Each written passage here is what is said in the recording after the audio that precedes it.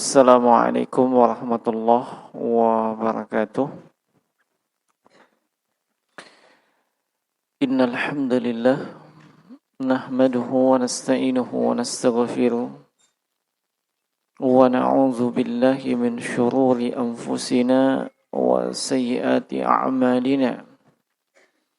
Man yahdihillahu fala mudilla lahu wa man yudlil fala hadiya lahu. Asyhadu an la ilaha illallah wahdahu la syarika lahu wa asyhadu anna Muhammadan abduhu wa rasuluhu wa la nabiyya ba'dah. Allahumma salli wa sallim wa barik alaihi wa ala alihi wa ashabihi wa man tabi'ahum bi ihsanin ila yaumiddin. Amma ba'd. Ikhwani wa akhwati fillah, rahimani wa rahimakumullah. Walhamdulillah, kita bersyukur kepada Allah Subhanahu wa taala yang dengan rahmat dan karunia-Nya sehingga di kesempatan ini kembali kita dipertemukan dalam rangka untuk tafaqquh fiddin, dalam rangka untuk mempelajari bagian-bagian daripada agama Islam.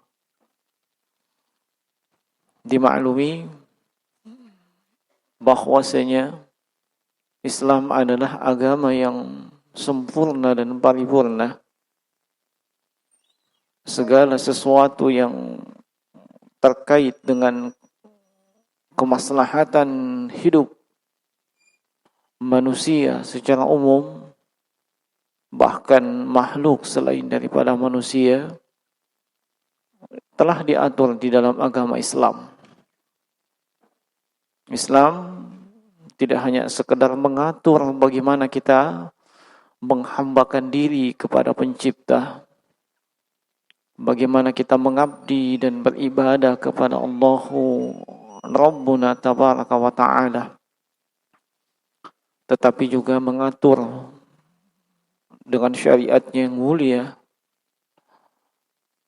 bagaimana berinteraksi, membangun hubungan yang baik, menjalin komunikasi yang terbaik dengan sesama makhluk. Dan satu kesyukuran bagi kita tatkala kita masih diberikan kesempatan, masih ada peluang untuk mempelajari bagian-bagian daripada agama Islam tersebut. Termasuk yang saat ini insyaallah ta'ala kita akan berusaha untuk menjelaskan sesuai dengan kemampuan kami perkara yang terkait dengan al-muamalat, khususnya di pembahasan tentang jual beli,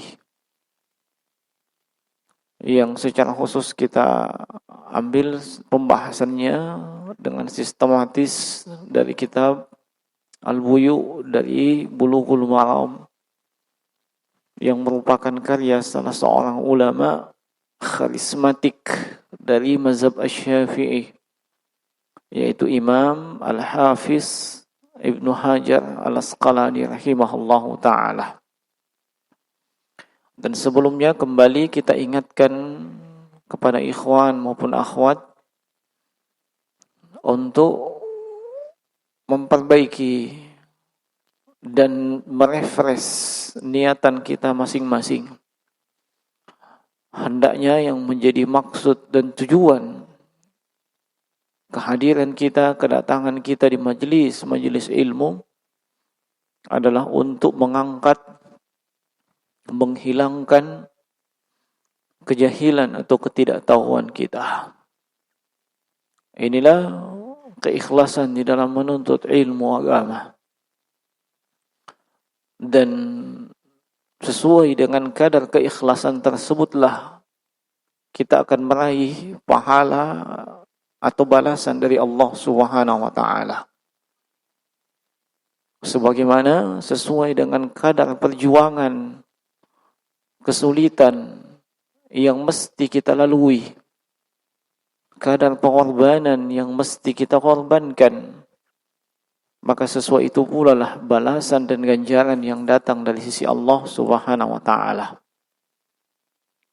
Di dalam hadis yang diriwayatkan oleh Imam Tirmizi, Rasulullah sallallahu alaihi wasallam bersabda, "Inna idhamil bala ma'a idhamil jaza ma'a idhamil bala." Sungguhnya balasan ganjaran itu berbanding lurus dengan beratnya cobaan dan pengorbanan. Tempat yang kita gunakan untuk belajar ini mungkin sebahagian saudara atau saudari kita merasa jauh, dan memang lumayan jauh. Tetapi ketika kita mengetahui dan memahami balasan dari Allah Subhanahu wa taala dari setiap pengorbanan kita di jalan Allah, maka hal tersebut tidak terasa. Olehnya kembali kita mengingatkan hal tersebut, sehingga kita tentunya dalam menuntut ilmu itu memiliki landasan dan pokok-pokok. Termasuk juga yang perlu untuk kita ingatkan bahwasanya selain daripada kita insyaallah memperoleh ilmu dan pemahaman, dengan menghadiri majelis ilmu itu akan mempererat, menguatkan ukhuwah dan persaudaraan di antara kita. Sebagaimana majelis ilmu tersebut juga akan mendapatkan sejumlah keutamaan-keutamaan kalau itu dilakukan di rumah Allah Subhanahu wa taala atau di masjid. Walaupun secara khusus tidak ada larangan untuk melakukan atau mengadakan majelis ilmu selain daripada di masjid. Ikhwani fiddin wa akhwati fillah azanallahu wa iyyakum, sesuai dengan urutan di Kitabul Buyu di bab syurutihi wa ma naha anhu, kita sudah sampai di hadis yang ke-810 dari Bulughul Maram. Yang hadis ini datang dari sahabat yang mulia Anas bin Malik radhiyallahu ta'ala anhu, di mana beliau mengatakan, naha Rasulullah sallallahu alaihi wasallam anil muhaqalati wal mukhadharati wal mulamasati wal munabadhati wal muzabanati. Rawahul Bukhari. Kata Anas bin Malik, Rasulullah sallallahu alaihi wasallam telah melarang dari praktek jual beli muhaqalah. Demikian pula dengan muhadharah dan juga mulamasah. Demikian pula dengan munabadha serta al-muzabanah. Haditsnya dikeluarkan oleh Imam Abu Abdillah Muhammad bin Ismail Al-Bukhari dalam sahihnya. Adapun tentang jual beli muhaqalah, ini sudah kita jelaskan pada kesempatan sebelumnya. Ya, al-muhaqalah dari kata haqal, sighahnya itu mufa'alah. Ya, artinya ini sekedar mengingatkan saja, yaitu jual beli komoditas pertanian yang dibarter, dipertukarkan antara yang masih berada di tangkainya, tapi sudah matang, dengan yang sudah tidak berada di tangkainya. Ya. Nah, Ini silahkan disimak kembali apa yang menjadi pembahasannya pada kesempatan sebelumnya. Ini muhaqalah. Dan tentunya hal tersebut terlarang, tentu ada illah atau alasannya. Iya. Sudah kita sebutkan di antara alasannya atau illahnya, iya, bahwasanya di situ ada bentuk jahalah, ada bentuk ketidakjelasan, iya, bahkan spekulasi.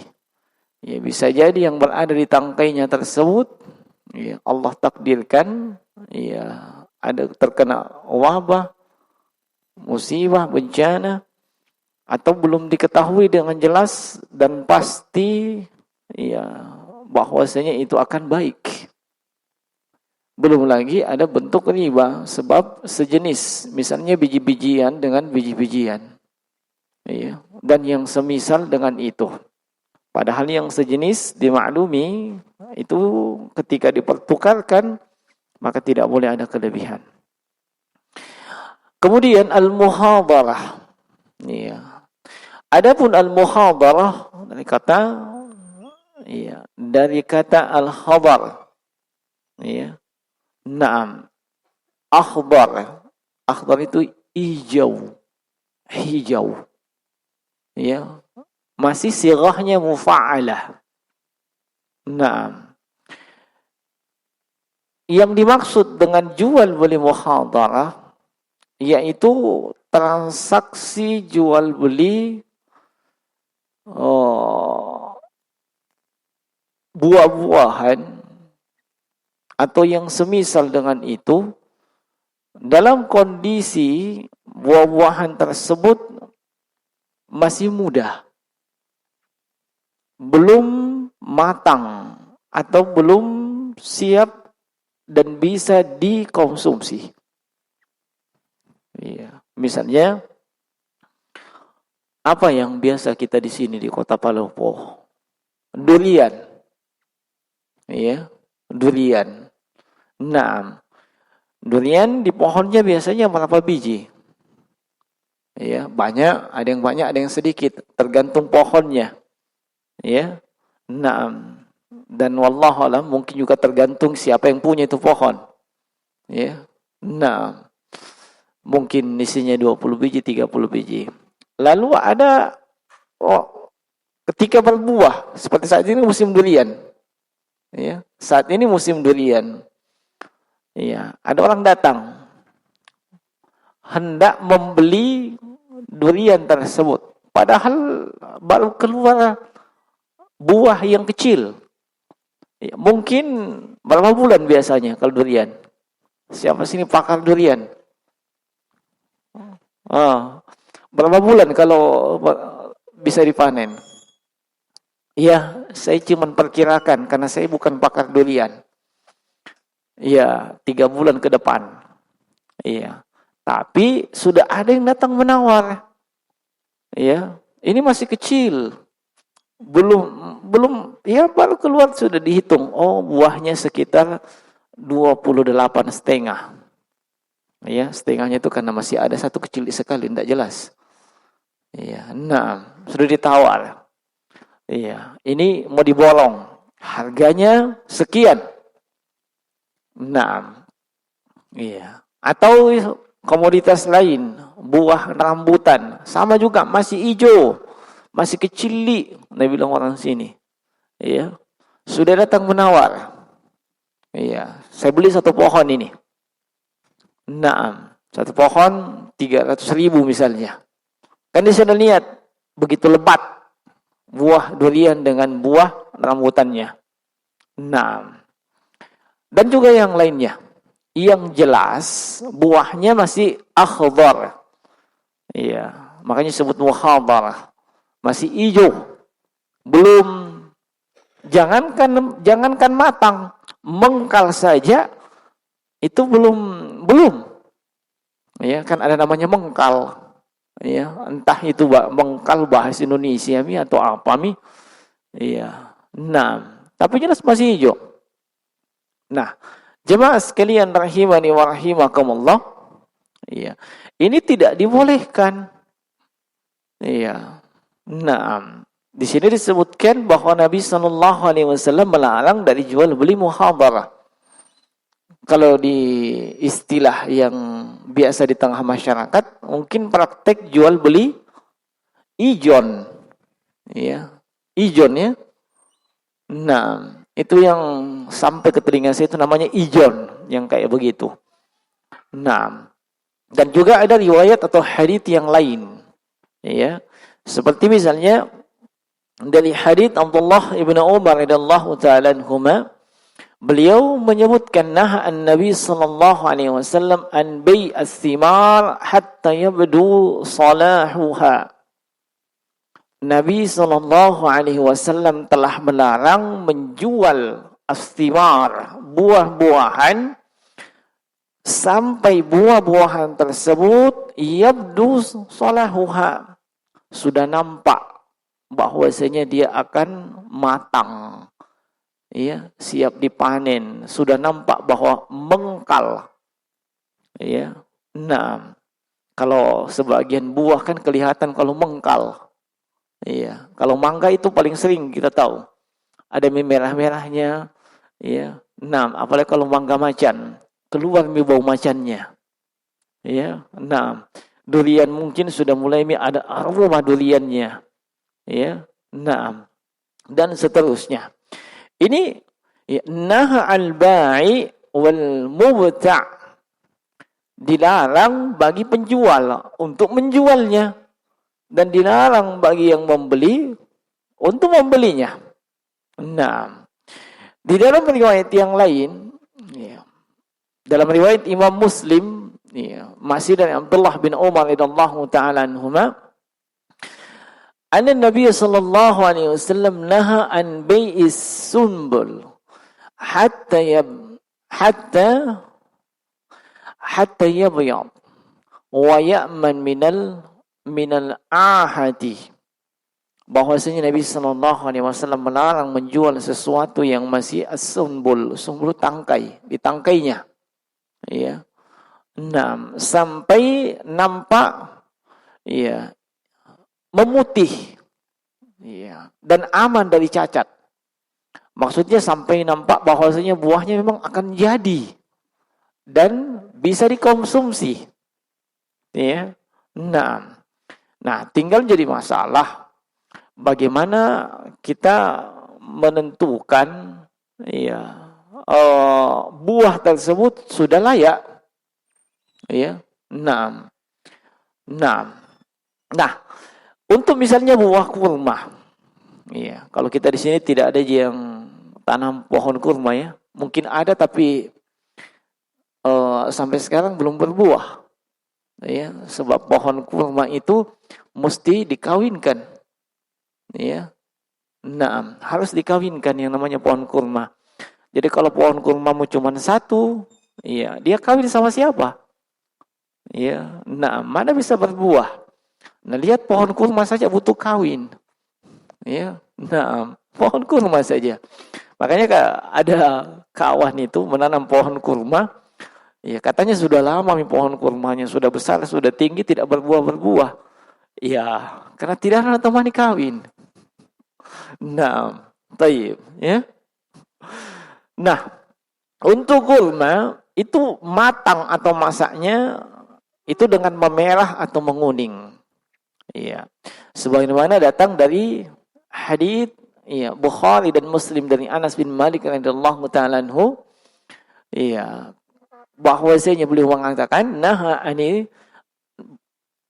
bahwasanya Rasulullah sallallahu alaihi wasallam naha anin bai'is tamra hatta tuzhiya.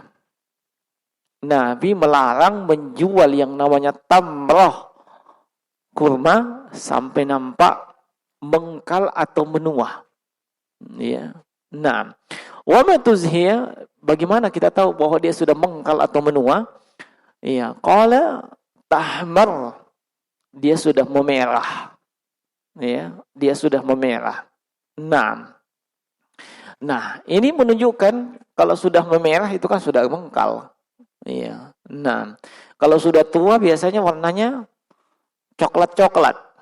Ya, Pak Baluk Kurma tahu itu. Ya, coklat kemerah-merahan. Iya, ada namanya nrutop. Nrutop itu sesuai dengan namanya basah. Nrutop itu basah. Ya, dan masih agak kuning-kuning. Nah, itu sudah bisa dikonsumsi. Adapun kalau masih hijau, iya, ini belum aman. Iya.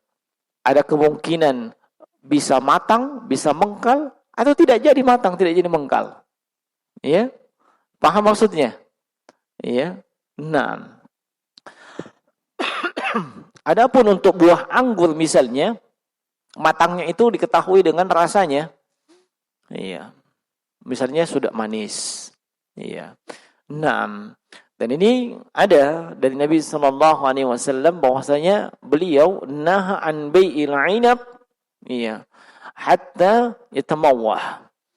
Nabi sallallahu alaihi wasallam itu melarang menjual yang namanya anggur sampai anggur tersebut sudah agak manis. Ya. Nah, dari hadis-hadis yang ada ini, kita bisa kiaskan dengan buah-buahan yang lain. Ya. Yang jelas buah-buahan tersebut sudah dikatakan mengkal atau ada rasa manisnya dan yang semisalnya. Dan tidak perlu menunggu semuanya mengkal.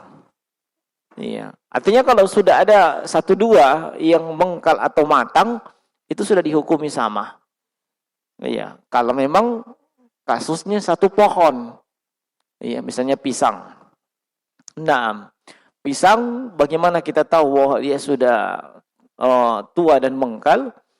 Iya, kalau dulu nenek saya mengajarkan ambil satu yang kecilnya, ya, kemudian belah. Kalau sudah mulai memerah bagian tengahnya, memerah, menguning, nah, itu sudah mengkal.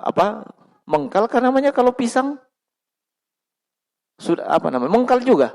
Oh, mengkal juga. Sekira mangga yang mengkal. Iya, 6. Iya. Kalau durian mengkal juga. Rambutan. Ya, anggaplah mengkal semua nih. Artinya mengkal istilahnya yang kita tahu. Iya, saya tidak tahu kalau bahasa luunya apa. Iya. Nah, kalau sudah kuning berarti sudah tua.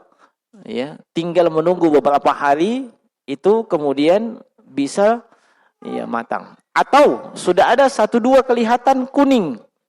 Ya, tidak perlu nunggu kuning semua. Ya, itu sudah bisa dijual itu. Ya.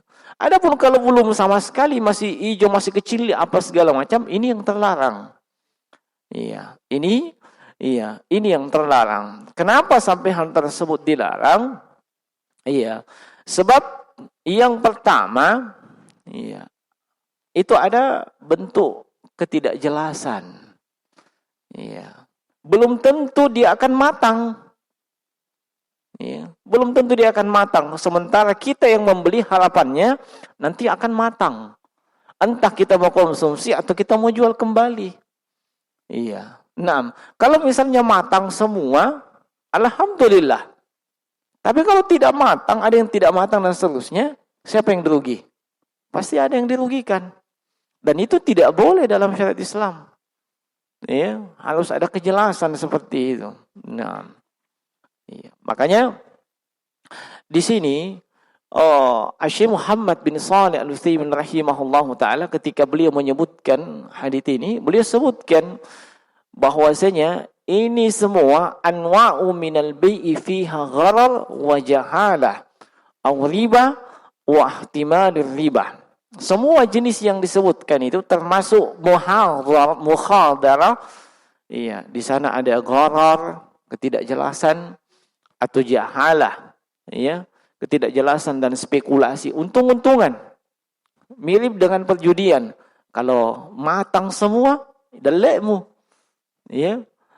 Kalau ada yang tidak matang atau malah jadi busuk, kalau di Makassar disebut dengan sarakatiang, iya, delekmu juga itu, ya. Nah, makanya tidak boleh, ya. Nah. Kemudian jemaah sekalian rahimani wa rahimakumullah. Bagaimana dengan mereka yang ingin membeli buah-buahan dan memang mau disantap bukan dalam keadaan mengkal atau matang. Iya kan begitu? Iya. Bagaimana? Seperti misalnya apa? Mangga. Ya. Mangga itu dikasih lombok, ya. Kemudian dibakarkan ikan. Iya. Namanya kalau di sini mungkin racak-racak mangga. Kalau di Makassar racak-racak taipa, ya. Wah, subhanallah pakai apa? Ikan bakar, masya Allah, ya, disantap bersama dengan pasangan tercinta, ya, subhanallah. Itu bisa dilupa itu utang, ya, yang sudah dibayar. Nah, maksudnya apa? Sedemikian nikmatnya itu khasnya kita, ya. Itu mangga seperti itu butuh masak tidak? Justru kalau mengkal atau masak kayak kurang afdal begitu. Dia harus betul-betul mudah. Ya. Nah, bagaimana dengan ini? Apakah masuk larangan itu? Iya, maka jawabannya ya seperti juga yang diisyaratkan oleh Syekh Muhammad bin Shalih Al-Utsaimin di sini. Ya, itu tidak mengapa. Ya. Itu tidak mengapa sebab memang yang dia butuhkan adalah yang masih muda. Ya. Bukan yang dia butuhkan yang mengkalnya atau yang matangnya. Iya, bisa dipahami ya? Nah, iya. Ini tidak ada masalah yang seperti itu. Iya. Dan itu setiap buah-buahan mungkin berbeda. Contoh tadi buah durian. Apakah ada orang butuh durian dalam keadaan muda? Mau dipakai apa? Mau dimakan? Pakai lempar mangga? Kan tidak. Rambutan juga. Iya. Tidak mungkin dia butuh dalam keadaan muda. Iya. 6. Mangga. Iya. Kadang-kadang orang butuh dalam kondisi masih muda, masih hijau sekali. Iya. Buah apa lagi orang kadang butuh itu yang masih muda? Hah? Buah apa? Kelapa. Iya, apalagi mau masuk bulan Ramadan. Ya, justru yang muda yang dicari. Ya. Justru yang muda yang dicari. Ya, semua kalangan cari yang muda itu kelapa. Ya, padahal tua itu biasanya semakin tua semakin jadi. Ya, maksudnya semakin banyak santannya kalau tua, kelapanya. Ya. Nah, adapun kalau masih muda, maksud itu diparut. Nah, dalam kondisi seperti itu, misalnya adalah mau bolong kelapa muda. Apakah kena larangan dalam hadits ini? Ya. Kalau memang kadar yang dibutuhkan adalah yang muda atau yang belum matang, tidak masalah. Selama dia yang petik misalnya. Ya. Nah, berbeda halnya kalau dibutuhkan kelapa tua, tapi dia cari yang masih muda, nah bolong memang. Ini tidak boleh. Iya, kena larangan dalam hadits. Sebab kenapa? Iya, bisa jadi dia beruntung. Tua semua kalau beruntung tuh. Iya, beruntung dia mungkin beli dengan harga yang enggak murah sebab masih muda di pohonnya. Iya, nah tungguin sampai tua. Iya, wallahu alam siapa yang duluan tua.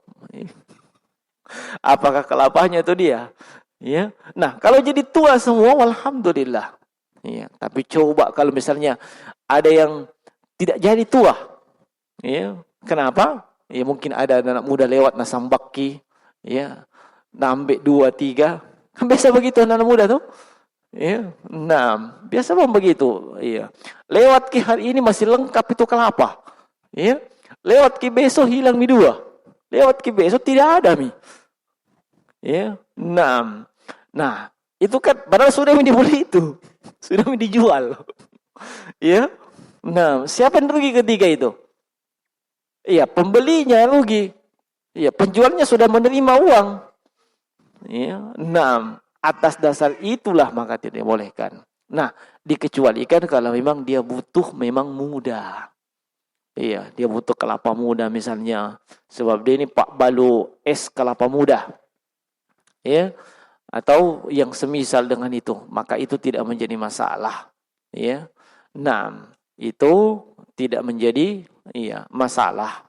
Nah, Al-Imam Ibnu Qayyim Al-Jauziyah rahimahullahu taala sebagaimana dalam kitab beliau Ilamul Muwaqqi'in itu menjelaskan bahwa maksud terlarangnya jual beli buah-buahan yang belum bengkal atau belum masak, ya, supaya tidak terjadi kasus seorang memakan harta orang lain dengan tanpa hak.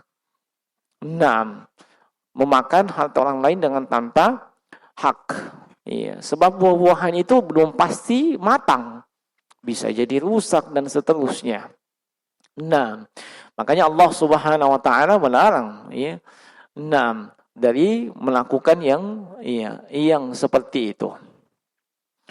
Kemudian jemaah sekalian, rahimani wa rahimakumullah. Kalau memang jual beli muhadharah atau diistilahkan kalau kita jual beli ijon, ya, itu terlarang. Apa tidak ada solusi yang lain? Ya, misalnya tetap kita mau bolong, kita mau apa dan seterusnya.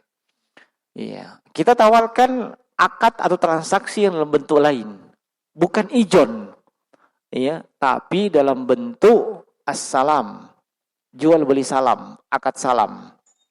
Yang saat ini mungkin istilah kerennya PO, ya, Pak Balut tahu itu istilahnya, ya, PO, bukan pengangkutan orang, ya, tapi pre-order. Artinya barangnya nggak ready, ya, entah masih ada di pabrik belum dibikin, ya, atau masih ada distributor, tapi kita bisa pre-order, kita bisa pesan dengan membayar di depan, apakah DP, ya, naam, atau langsung dibayar lunas. Nah, kalau DP, ya, dan DP itu nanti misalnya hangus, kalau misalnya kita batal, maka ini masuk dalam akad transaksi urbun yang pernah kita bahas yang lalu, ya. Nah, anggaplah dibayar DP atau dibayar cash, pesan, ya. Misalnya apa? Pesan durian, ya, pesan durian. Nah, lebih aman kalau dia pakai jual beli salam dibandingkan dengan ijon. Ijon masuk ke dalam hal yang diharamkan.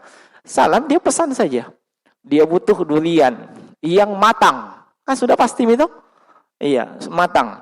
Kemudian si pihak penjual tidak pusing juga kepalanya. Kenapa? Sebab kalau ijon, ya dari satu pohon, Ji.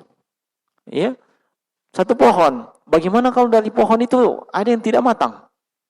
Iya. Tapi kalau misalnya PO, dia butuh durian yang matang 10 biji, 15 biji dan seterusnya. Nah, ya, si penjual ini si penjual tidak pusing lagi, dia bisa ambil dari pohonnya atau dia bisa ambil dari pohon sesamanya penjual, atau dia bisa pesan di tempat lain. Yang jelas dia harus penuhi ordernya itu sekian biji yang sudah matang dan sudah ready. Nah, tetapi jemaah sekalian, untuk jual beli salam ini semuanya harus clear, semuanya harus jelas, ya. Tidak boleh ada yang abu-abu, apalagi hitam, ya. Nah, makanya Nabi sallallahu alaihi wasallam bersabda, "Man aslafa, ya, fal yuslif fi kailin ma'lumin wa waznin ma'lumin ila ajalin ma'lumin."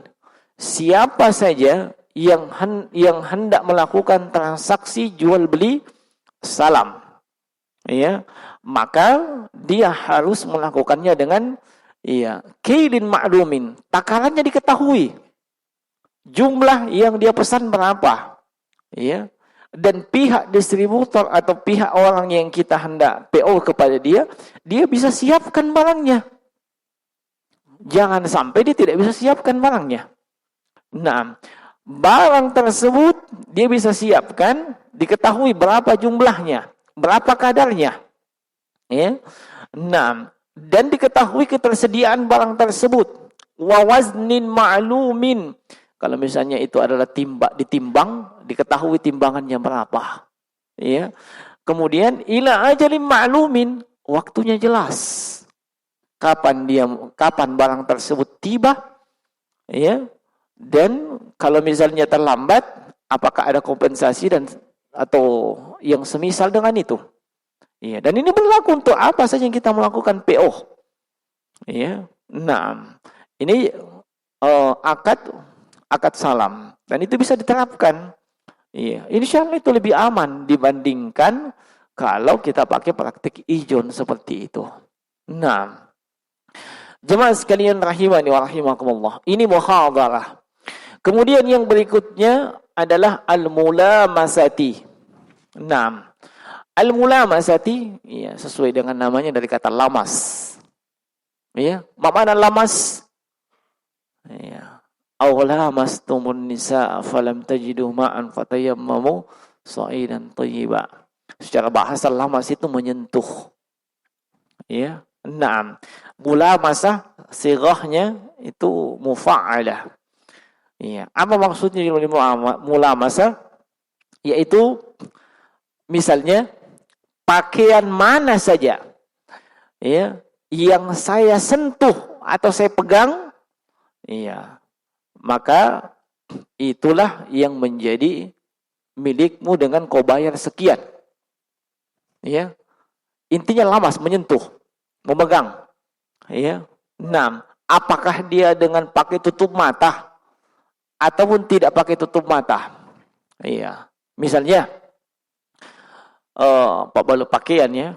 6. Pakaian apa saja kau sentuh, iya, itu milikmu, ya akan menjadi milikmu dengan kau bayar dengan harga, iya, dengan harga sekian. 6. Itu namanya mulamasah. Nah, yang jadi masalah jemaah sekalian, iya, yang al-mulamasah seperti ini, iya, itu ada ketidakjelasan. Iya, ada ketidakjelasan. Yang penting yang kau pegang. Entah itu pakaiannya mungkin ada cacatnya atau tidak. Ya. Atau mungkin pas atau tidak sama kita. Ya. Katakanlah kita ini pakai yang ukurannya S. Ya. Maksudnya S sangat sempit, ya. Mungkin maksudnya sempit. Ternyata yang kita pegang itu XL, extra large. Ya. Nah, apalagi XXL, extra large. Nah, itu yang kita pegang. Iya, bagaimana itu? Kan tidak jelas. Iya. Nah, atau ya pakaiannya dipajang, ada yang 10.000, ada yang 100.000 tiga. Ya, ini pakaian 100.000 tiga. Hebat itu sebab ada yang menjual pakaian 100.000 tiga di sini. Ya. Nah, luar biasa itu. Itu untungnya 100%. Iya. Dari mana saya tahu? Ya, waktu di Bandung, kebanyakan ambil di Bandung. Iya, teman-teman di sana jual, itu modalnya disebutkan sekian. Saya lihat 100.000 dijual 3, 100% untungnya. Luar biasa. Ya. Ada yang menjual begitu di sini? Kenapa? Nah, ada pakaian yang harganya 10.000, ya. Ada pakaian harganya 100.000 tiga, ada yang 60.000, 300.000. Pakaian mana saja kau pegang, kau silahkan bayar 50.000. Ya, silahkan bayar 50.000. Pakaian mana saja yang kau pegang. Ya, kalau pas yang nak pegang harga 300.000, siapa yang untung? Pembelinya untung. Ya. Tapi kalau pas yang dia pegang harga 10.000, siapa yang untung? Pak Balu na untung. Ya. Sebab dia bayar 50.000 untuk harga yang untuk harga yang 10.000. Nah, itu disebut dengan mulamasah. Iya. Dan ini untuk jual beli yang lain juga bisa seperti itu. Iya. Kambing mana saja yang kau pegang, silakan bayar dengan harga 1 juta. Nah, kalau misalnya dia pegang, pak, pegang kambing. Ya, ini kambingnya. Begitu nak lihat, anak kambing. Iya, siapa yang rugi? Ya, rugi dia pembelinya. Iya, siapa yang untung? Pak Balunya. Iya. Tapi kalau misalnya pegang, cak, ternyata kambingnya kambing bandot. Ya, yang besar. Siapa yang untung? Untung pembelinya. Ya. Jadi paham maksudnya ya? Apa saja? Ya. Nah, apa? Motor yang mana saja yang kau pegang, silahkan bayar 10 juta. Ya. Nah, kalau dia pegang motor baru, deliknya. Ya. Kalau pas yang dia pegang motor konrak misalnya, ya. Nah, siapa yang rugi? Rugi pembelinya. Ini stimula masa seperti itu. Ya. Tetapi dibedakan dengan sesuatu yang sudah jelas dan harganya pasti dan sama. Misalnya, satu kotak apa ya? Apa yang biasa? Menjelang Ramadan kan biasa kurma. Kurma ya. Satu kotak kurma khalas ini harganya 25.000. Rata semua 25.000. Iya. Kalau dia katakan kotak mana saya kau pegang, kau bayar 25.000. Boleh enggak? Boleh enggak? Boleh, sebab memang harganya 25.000 semua. Ya. Nah, dan jenisnya misalnya khalas semua. Sama juga kualitasnya semua. Ini tidak ada masalah. Ya. Nah, sebab jelas. Iya. Walaupun sebaiknya iya, itu diterangkan dan dijelaskan bahwasanya ini semua sama. Ya, kualitasnya, beratnya, iya sama, iya ukurannya sama, itu tidak ada masalah. Yang mana saja kau pegang, iya bahkan kalau kau tidak mau pegang, tetap juga kau bayar kalau mau ambil lagi, iya. Nah, bisa dibedakan ya, iya. Yang dimaksud di sini yang tadi lembaga masa itu yang tadi belum, ya belum diketahui, belum jelas, iya. Nah, bisa dipahami. Iya, contoh yang belum jelas. Dia jual makanan A, B, C, D. Ini makanannya bervariasi. Ya, ada yang 5.000, ada yang 10.000, ya, 6, ada yang 20.000. Yang mana saja kau pegang, bayar 10.000. Iya, kalau anda pegang pas harganya 10.000, tidak ada masalah. Tapi kalau anda pegang pas harganya 5.000 sih, iya, tapi dia mesti bayar 10.000. Iya, kan begitu. Atau deliknya, yang anda pegang harganya 30.000. Iya, dia bayar cuma 10.000. Iya. 6. Ini mula masa. 6. Kemudian yang berikutnya adalah al-muzabanah. Al-muzabanah, iya, itu dari kata an-nabdhu. An-nabdhu itu at-tarhu. Yang mana saja kau lempar. Ya. Yang mana saja kau lempar. Misalnya kalau dicontohkan di sini pakaian, ya. Walaupun ini cuma contoh. Iya, pakaian digantung, seterusnya. Nah, pakaian mana saja yang kau lempar, ya, maka itu akan menjadi milikmu dengan harga sekian. Ya, itu akan menjadi milikmu dengan harga sekian. Iya. Nah, ini pakaian yang mau dilempar ini bervariasi. Iya. Ada yang mahal, ada yang sedang, ada yang murah. Ya. Nah, sama dengan apa itu yang biasa jadi incarannya para ibu-ibu, daster. Ya. Ada daster tak 103. Kalau tidak salah, ada ya. Ada itu, bapak-bapak bilang ada, berarti biasa nak beli ke mau istrinya tak 103. Giliran dia beli tak 101. Ya. Nah, jangan begitu bapak-bapak, ya. Kalau biasanya beli pakaian untuk antum, pakaiannya bagus, harga 100.000, 200.000, ya belikan juga istrimu yang harga segitu. Ya. Begitu. Jangan pakaianmu 300.000, kau carikan istrimu tak 103. Ya. Nah, itu tidak benar yang seperti itu. Nah, ini dasar bervariasi. Yang mana saja yang kau lempar, ya, apakah pakai lempar batu kah, pakai lempar tongkat kah, atau pakai apa kah? Iya, itu silahkan kau bayar dengan harga sekian. Iya.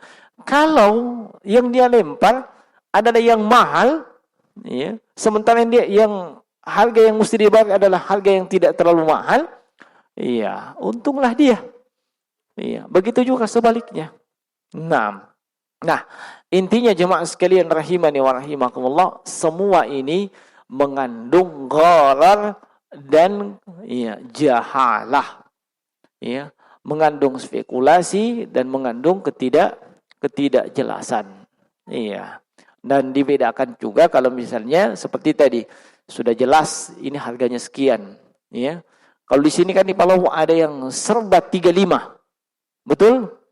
Iya. Memang harganya rata 35. Iya. Nah, harganya rata 35 semua. Iya, itu tidak menjadi masalah. Iya.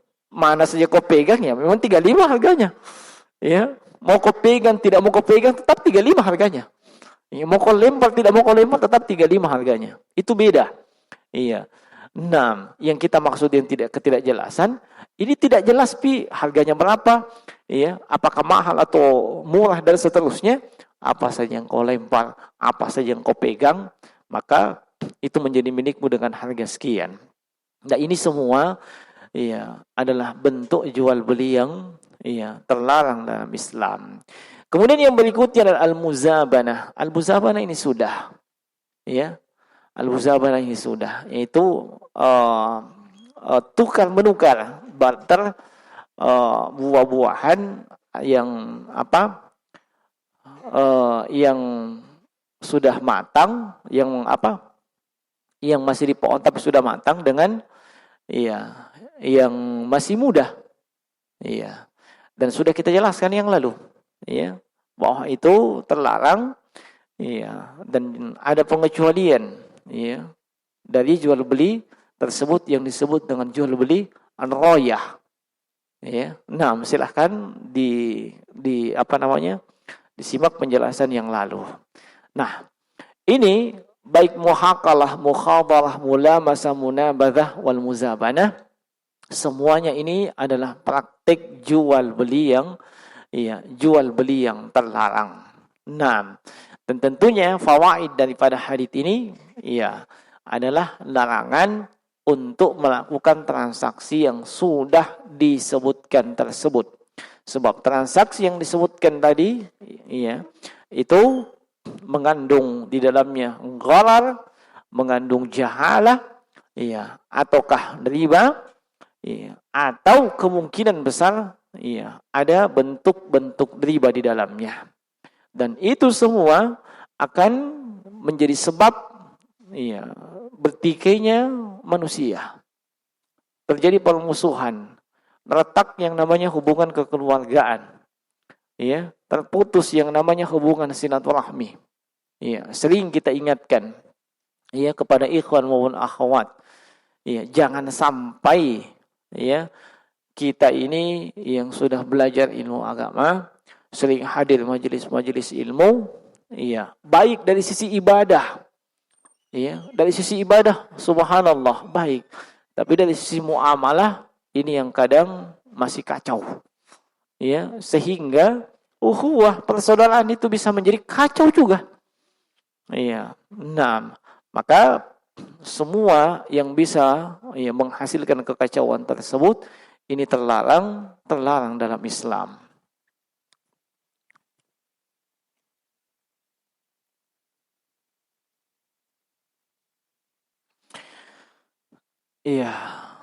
Bismillah. Assalamualaikum warahmatullahi wabarakatuh. Waalaikumsalam warahmatullahi wabarakatuh. Ini saya baca ji. Afwan Ustaz, anak ingin bertanya di luar dari tema. Memang kebanyakannya di luar tema. Jadi saya kadang bingung mau kasih tema apa ini. Nah, dikasih juga tema tematik, lain pun juga tanyakan. Jadi memang cerdas memang para umahat kita ini. Nah, artinya tema itu sudah dikuasai, jadi tema lain lagi ditanyakan. Makanya saya katakan cerdas. Nah, apakah boleh acara malebbe? Ini saya bagaimana membacanya? Dengan atau malebbe atau malebbe? Apa? Malebbe. Terserah bami pale. Ka antum juga berselisih. Ya, ada khilaful juhala. Naam. Tapi ada tanda kurungnya, khatam Al-Qur'an. Dilakukan ketika ingin menikah. Ya. Nah, saya tanya dulu. Khatam Al-Qur'an alias membaca Al-Qur'an sampai selesai, itu ibadah atau muamalah? Ibadah atau muamalah? Muamalah. Sejak kapan membaca Al-Quran masuk dalam cakupan muamalah? Kalau muamalah selesai masalah. Itu ibadah. Kaidah ibadah bagaimana?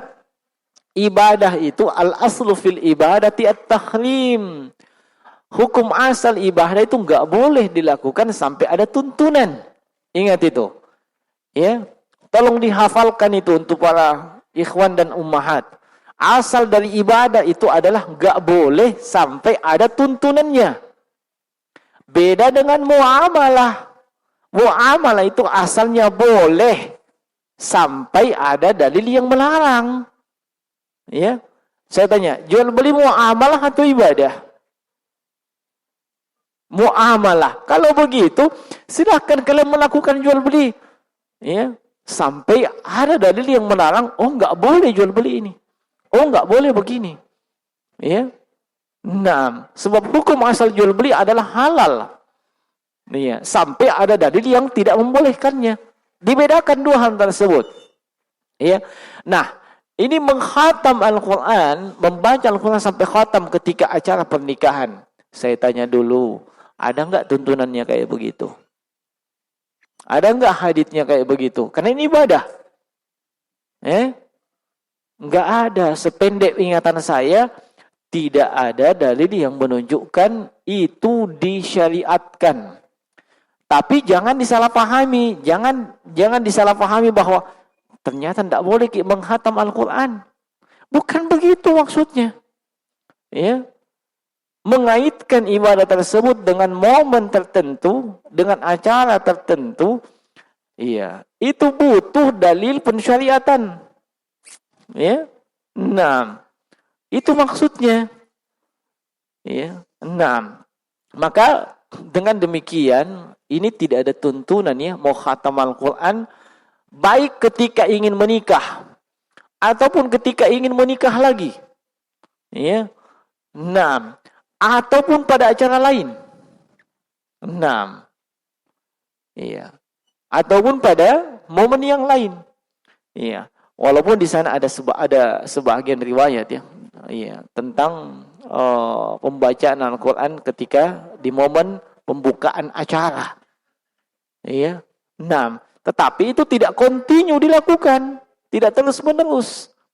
Iya. Nah, adapun kayak begini, ya, ini tidak ada tuntunannya. Nah, maksudnya melakukan khatam Al-Quran ketika akan menikah. Nah, yang terbaik dilakukan ketika ingin menikah ya adalah mempelajari fikih nikah, mempelajari apa hak dan kewajiban suami dan istri, dihafal mati itu yang paling penting. Banyak terjadi perselisihan ya di kalangan para suami istri, enggak paham mana hak mana kewajiban. Ada yang cuma menuntut hak, nah lupa kewajibannya. Ya. Ada juga yang melaksanakan kewajiban cuek dengan haknya. Ya. Akhirnya ribut. Iya. Mana hak saya? Nah bilang istrinya kewajibanmu dulu. Iya kan begitu. Iya. Makanya itu yang paling kamu menikah itu dulu pelajari. Yang sudah menikah sambil jalan pelajari. Iya. Nah, harus paham mana haknya dia sebagai suami dan mana kewajibannya. Begitu juga sebaliknya. Itu yang paling mendasar dipelajari. Nah, bukan dengan ini menghatamkan dan seterusnya. Bismillah, semoga Ustaz dan keluarga selalu diberi kesehatan. Amin. Bagaimana hukumnya jika membeli atau menjual alfokat? Apa ini? Oh, alfokat, sekira advokat. Ya, biasa salah-salah baca, Kak. Yang masih mengkal. Karena ana selalu lihat di beranda Facebook. Facebook mina sebut. Bukan saya yang singgung gitu nah. Beranda Facebook yang menjual alfokat yang masih muda dengan harga yang murah. Yang dimana jika kita beli harus ditunggu masak dulu. Baru diolah jadi jus. Iya. Ini saya bingung. Bagaimana membeli atau menjual alfokat yang masih mengkal. Tapi yang nabahas ini di Facebook yang masih muda. Bagaimana maksudnya? Dia mau beli atau menjual yang sudah mengkal. Mengkal kan sudah mau masak. Tapi kenapa yang muda nabahas? Bagaimana maksudnya? Iya, jadi begini. Kalau memang itu alfokat mau dikonsumsi dalam keadaan tua, kan tua baru bisa dibikin jus. Maka jangan beli ketika muda. Nah, belum jelas. Ya. Apakah dibeli dengan cara eceran ataupun dibeli dengan cara partai atau grosir? Jangan. Itu masuk dalam larangan tadi. Ya, tunggu sampai mengkal. Dan waspadalah dengan praktek-praktek orang yang tidak bertanggung jawab dengan usaha dan upaya memengkalkan. Apakah dengan dikarbit atau yang semisalnya. Kan begitu. Ya. Nah, ini orang yang biasa melakukan itu kita katakan ittaqillah, bertakwalah kepada Allah. Yang masih muda, ya, dikasih karbit, langsung itu wadika. Ya. Nah, rasanya pasti rasa muda. Enggak ada manis-manisnya. Iya. Itu namanya menipu kaum muslimin. Iya. Nah, yang jelas kalau mau beli tunggu mengkalnya. Kalau mengkalkan sudah dekat dengan matang. Jangan ketika masih muda belum jelas. Ya. Maka jangan melakukan praktik jual beli tersebut. Dan yang saya lupa tadi sampaikan bahwasanya ketika terjadi sesuatu, ya, jadi jual beli seperti tadi. Iya, dan ternyata pihak pembeli dirugikan, wajib dia mengembalikan wajib dia mengembalikan uang tersebut dari penjual wajib mengembalikan uang dari pembeli tersebut ketika terjadi apa-apa. Ya. Nah, ini sebagaimana yang disebutkan dalam hadits Nabi sallallahu alaihi wasallam. Ya. Nah,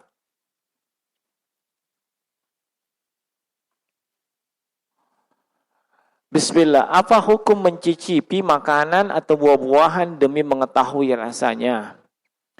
Dan apa hukumnya kalau sudah dibeli buahnya atau ditimbang tapi diambil lagi gratisnya satu, Ustaz?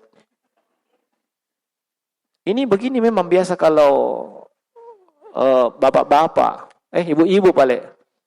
Ya. Itu barang sudah ditahu murah, ditawar lagi. Sudah itu diminta coba lagi. Ya. Sudah itu dibayar, diminta lagi bonusnya. Nah, iya. Bagaimana yang seperti ini? Nah, mencicipi makanan dan buah-buahan, iya. Saya tanya dulu, itu sudah jadi milik Anda atau bukan? Sudah jadi milik Anda atau bukan? Sudah Anda beli atau bukan? Belum. Apakah itu halal? Kan enggak. Kecuali kalau pihak penjual mengatakan, ini Pak coba. Ya, silahkan dicoba. Iya. Kita yang mau coba, jangan ketagihan. Ya. Akhirnya nak coba banyak, tidak jadi beli sebab kenyang mie. Ya. Nah, iya. Kalau memang penjual mengizinkan coba, silahkan, tidak ada masalah insyaallah taala. Ya. Nah, kemudian kalau mau diambil gratisnya, ini tergantung kerelaan daripada pihak penjual. Iya. Kalau memang mau nak kasih gratisnya, nak kasih bonus, ya alhamdulillah. Ya, tapi jangan memaksa. Ya, jangan memaksa. Mana anunya, gratisnya, mana bonusnya. Nah, jangan. Kemudian yang saya perlu ingat, pakai untuk anaknya yang sedang mondok. Mungkin dia pakai ya untuk bersedekah. Kalau lebih-lebih dan itu lebihnya banyak dan mencapai nisab, dia pakai untuk berzakat. Ya. Kenapa sih kita mesti terlalu makedi? Ya. Nah ini kaum muslimin. Iya. Dan yang mengherankan ketika masuk di Indomaret, di Alfamidi, di Alfamart, sudah tahu itu mahal, tidak ada bang muka-muka protes. Langsung aja bayar dengan PD, dengan bangga. Tapi untuk saudaranya kaum muslimin yang mak balu kesian, batin anak tawar. 1 hari setengah anak tawar. Ya. Nah, yang kalaupun untungnya ada, ingat, itu untuk konsumsinya dia. Tidak langsung dia jadi kaya. Apakah langsung jadi kaya? Kasih Dika. Ya. Nah. Iya. Sama gitu. Kalau misalnya ada kurir kasihan pasang harga 10.000. Ya. Dia mau pergi tawar ki diskon. Tidak langsung kaya dia itu kasihan. Ya. Nah. Ini kaum muslimin. Ingat itu. Ya. Ada cara kita mungkin bersedekah dengan dia. Yang mungkin dia akan tidak mau menerima kalau kita bilang, ini sedekah kok 5.000. Mungkin dia akan menolak. Ya. Tapi kita lihat apakah ada cara kita untuk bersedekah dengan dia. Ya. Nah, ini cuma sekedar ingatkan saja. Sebab kadang kalau kita ke Alfamidi, di Alfamart, tidak ada wajah-wajah yang protes. Kenapa harganya mahal sekali? Ya, langsung bang jadi bayar. Itu pun uang kembaliannya kurang lagi. Sebab natanya ki, mau ki berdonasi. Iya enggak? Sudah kita berdonasi masih kurang 300 rupiah. Kita malah halalkan. Ini kadang 315 rupiah untungnya saudara kita masih ditawar 1,5 hari. Sudah itu kalau penawaran kita tidak diterima, dicambak itu saudara tak. Ya, kalau hadir di majelis ilmu, dia di sebelah utara, kita di sebelah selatan. Kenapa? Iya, ku tawar anunya, ndak mau kena kasih. Kamase. Ya. Nah. Sudah beda nanti marah-marah lagi, umat lagi nih. Sekedar mengingatkan ji. Nah, jadi kalau memang mau cobain dan dikasih izin silahkan. Ya. Nah. Awal Ustaz, Anda mau bertanya di luar tema. Saya bilang memang ini berkaitan dengan kesehatan mental dan jiwa. Mati meja. Nah, saya bukan kawan bagian mental dan jiwa Dika. Ya.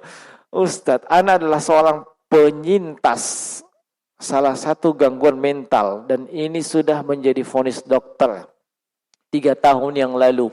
Sampai saat ini saya kadang ragu dengan tindakan-tindakan saya. Terutama ketika melakukan suatu ibadah baik wajib maupun sunnah. Bagaimana agar saya dapat menyeimbangkan antara syariat atau ketetapan agama dengan keraguan hati. Sebab terkadang hal seperti itu biasa menjadi overthinking. Anu buda duka te istilah nunna. Demo balance dan tomo overthinking. Ya, berpikir berlebihan. Ya, ini mending jika overthinking, yang penting bukan overdosis. Overthinking saya sebelum tidur sehingga berlarut-larut dalam kesedihan. Syukran. Wassalamualaikum warahmatullahi wabarakatuh. Waalaikumsalam warahmatullahi wabarakatuh.